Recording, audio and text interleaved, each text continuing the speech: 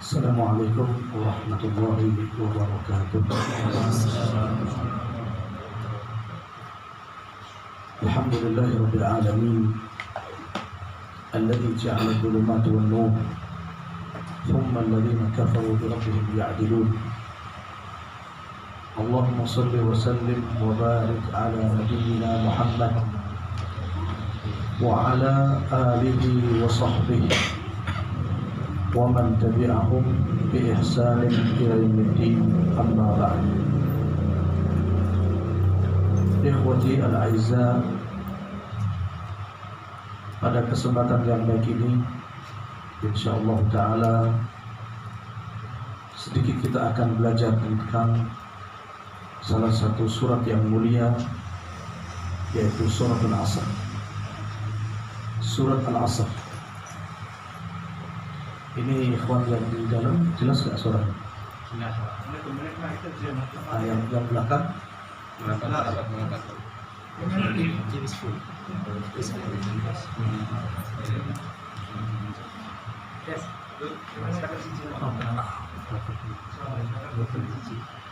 Insya Allah surat ini surat paling favorit, apalagi selesai Ramadan biasanya termasuk surat yang paling lengkap, surat yang paling banyak dihafal dan dibaca. Bahkan surat ini menjadi surat yang kalau mentok-mentok bacanya apa? Ya surat Al-Asr. Mikir surat An-Naba khawatir salah, apalagi sholat tarawih. Kalau rakaat pertama An-Naba, yang kedua An-Nazi'at, yang ketiga Abasa, nanti selesainya jam berapa? Mentok-mentok lagi surat Al-Asr. Salat sunnah ketemu lagi Al-Asr dan lain sebagainya. Surat ini yang dikatakan oleh Al-Imam Asy-Syafi'i rahimahullah, "Lau ma anzalallahu suratan illa hadhihi surah lakafathum." Al-Imam Asy-Syafi'i rahimahullah, beliau mengatakan, kalau seandainya Allah Azza wa Jalla tidak menurunkan hujjah, tidak menurunkan dalil baik dalam Al-Quran ataupun Sunnah kecuali surat ini, tentu surat ini sudah cukup menjadi argumentasi bagi Allah Azza wa Jalla bahwa Allah Subhanahu wa ta'ala mengajarkan kebaikan. Kata Al-Imam Asy-Syafi'i rahimahullah, lakafathum, tentu sudah cukup dari semua argumen-argumen yang ada. Kenapa? Karena surat ini memuat banyak sekali kebaikan, memuat hal-hal prinsip yang harus dipegang di dalam hidup seorang muslim. Allah Subhanahu wa ta'ala menyampaikan wal asr, demi asr. Apa arti al-asr? Demi masa, demi waktu. Kenapa Allah Subhanahu wa ta'ala sampai bersumpah, dan Allah berhak untuk bersumpah dengan menyebut makhluknya? Karena Allah Subhanahu wa ta'ala yang menciptakan, maka Allah Azza wa Jalla berhak untuk menyebut di dalam sumpahnya. Dan Allah tidak mungkin bersumpah dengan menyebut makhluk kecuali makhluk itu memiliki manfaat yang besar untuk makhluk-makhluk yang lain. Makanya Allah Subhanahu wa ta'ala bersumpah dengan waktu, wal asr, demi waktu. Kalau manusia haram hukumnya bersumpah dengan menyebut nama makhluk. Sampai-sampai Nabi SAW mengatakan, man kana minkum halifan falyahlif billah, la tahlifu bi abaikum.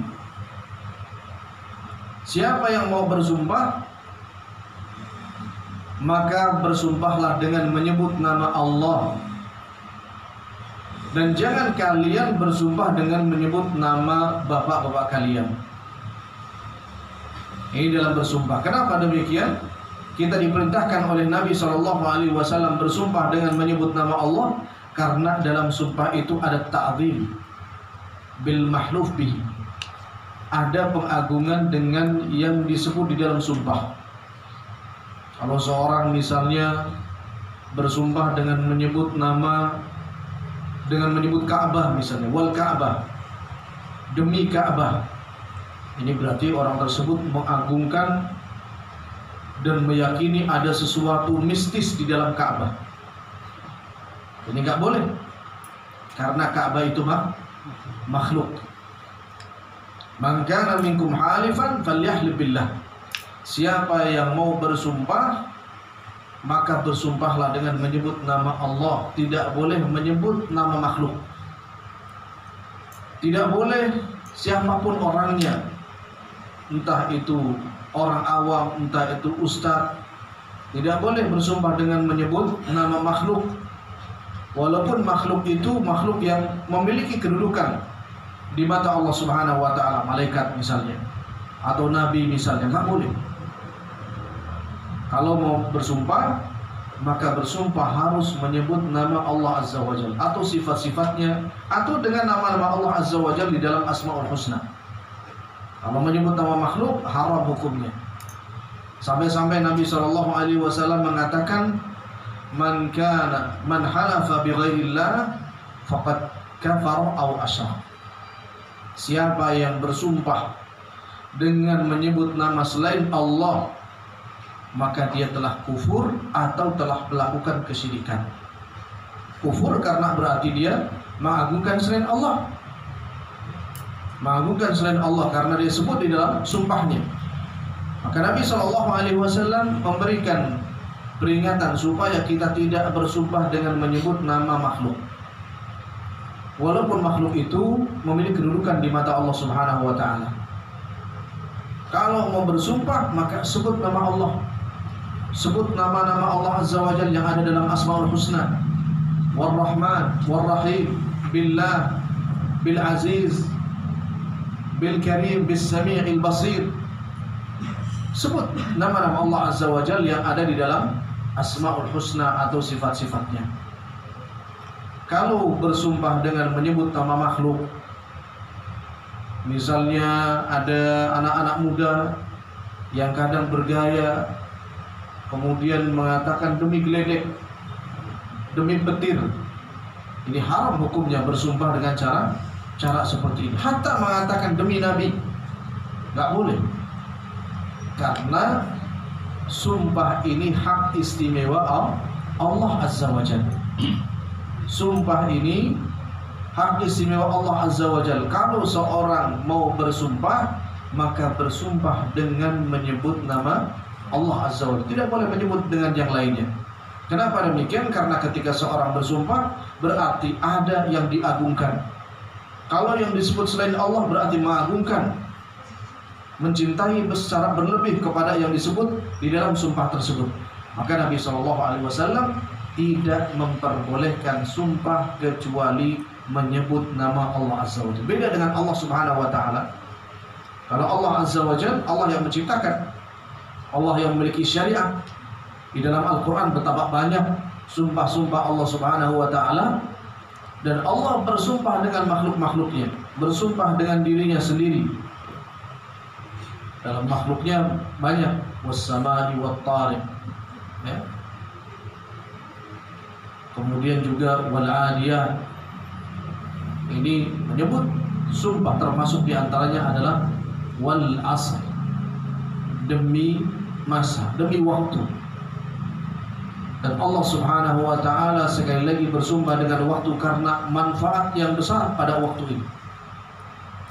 Sampai-sampai para orang-orang saleh mengatakan al-waqtu kas-sayf, fa in lam taqta'hu qata'. Waktu ini adalah sayf, adalah pedang. Kalau seandainya kamu tidak mampu memanage, mengatur waktu untuk ibadah kepada Allah Azza wa Jalla, mengatur waktu untuk beramal saleh, mengatur waktu untuk belajar ilmu din, ilmu agama, qata'. Waktu ini yang akan menghabiskanmu. waktu ini yang akan menghabiskan. Makanya Al-Hasan Al-Basri rahimahullah, beliau mengatakan, inna hadhil hayat la ayyam qala'in.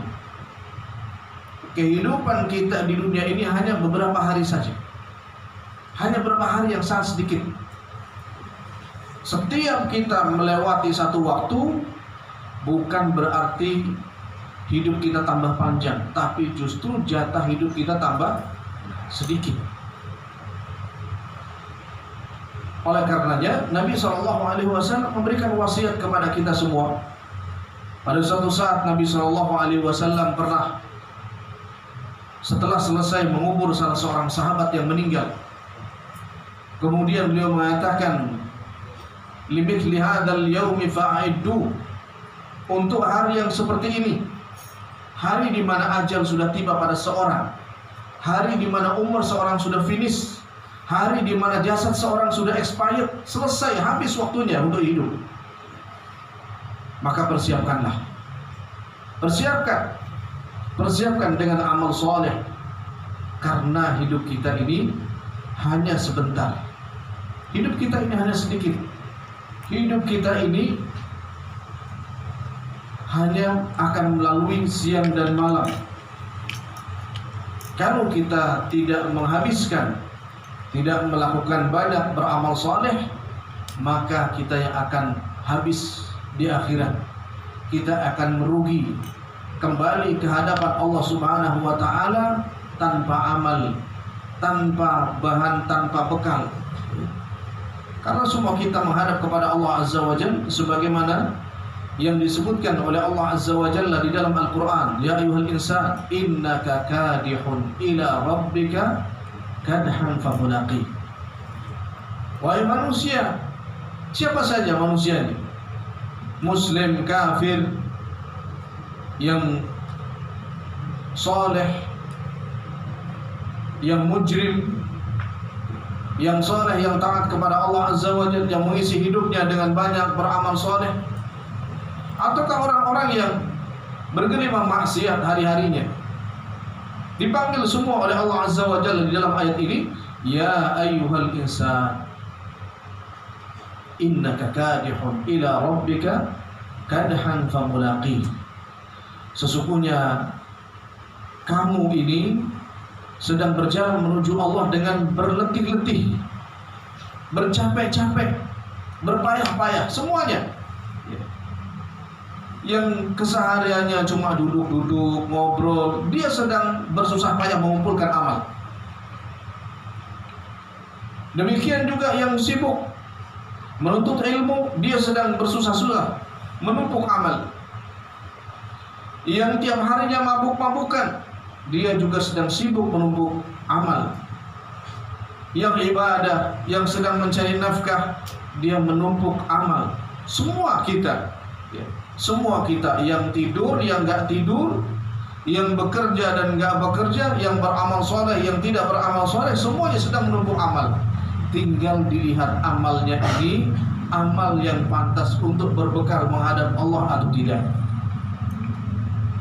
Amal yang pantas untuk berbekal menghadap Allah Azza wa Jalla atau tidak.